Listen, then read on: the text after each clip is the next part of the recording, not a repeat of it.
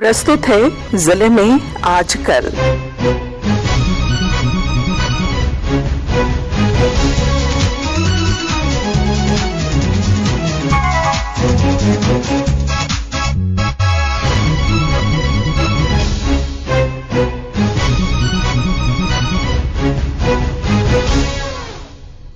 इस अंक में आप सुनेंगे कोडरमा जिले की ताजा गतिविधियों पर हमारे संवाददाता की रिपोर्ट के साथ हमारे कोडरमा संवाददाता। शिक्षा नीति 2020 को लागू हुए आज 5 साल हो गए हैं। इन 5 सालों में शिक्षा पद्धति में कई सकारात्मक बदलाव हुए हैं, जिसका असर भी इन 5 सालों में देखने को मिला है। समावेशी ज्ञान के साथ साथ क्षेत्रीय भाषाओं में पढ़ने की आजादी इस नई शिक्षा नीति के तहत दी गई है। इसके अलावे शिक्षा प्रणाली को आधुनिक के साथ साथ लचीला भी बनाया गया है, जिसके सकारात्मक परिणाम भी सामने आ रहे हैं। नई शिक्षा नीति के जरिए विद्यार्थी कौशल और व्यावसायिक शिक्षा की ओर प्रेरित हो रहे हैं। स्थानीय निवासी और एक बच्चे के अभिभावक शिवेंद्र नारायण ने बताया कि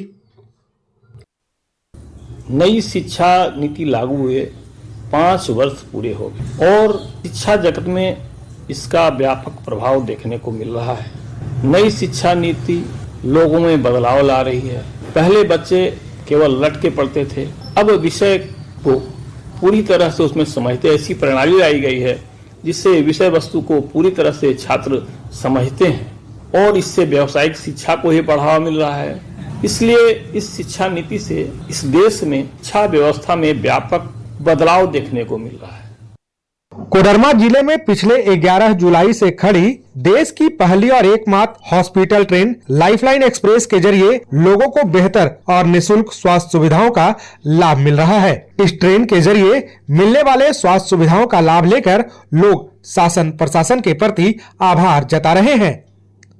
हम बहुत सा इलाज कराए, मेरा कान में पर्दा में छेदा था और कान बह रहा था। लोग यहाँ कैंप हुआ है सरकार द्वारा इनपेक्ट इंडिया फाउंडेशन में, तो वहाँ पे डॉक्टर ने जांच किया तो बोला ऑपरेशन करेंगे और आज ऑपरेशन करना है।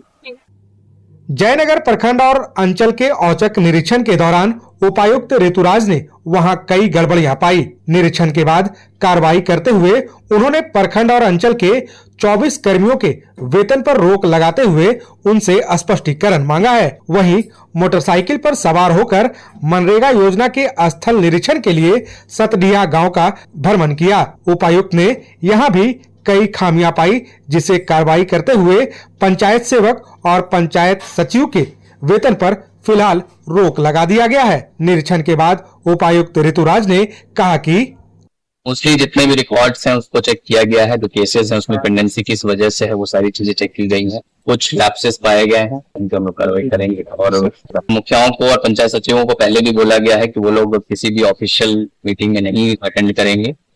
झुमरी तिलैया शहर में नगर परिषद और जिला प्रशासन की ओर से सामाजिक भागीदारी को बढ़ावा देने के मद्देनजर वस्त्रदान और पुस्तक दान अभियान की शुरुआत की गई है। अभियान को लेकर जिला परिषद अध्यक्ष रामधन यादव ने कहा कि यह जिला प्रशासन की एक सराहनीय पहल है।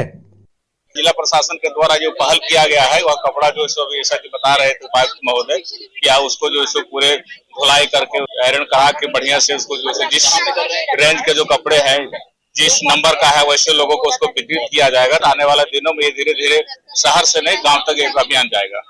इस अभियान में सिविल सोसाइटी के सदस्यों को भी शामिल किया गया है। गजेंद्र बिहारी सिन्हा, आकाशवाणी समाचार, कोडरमा।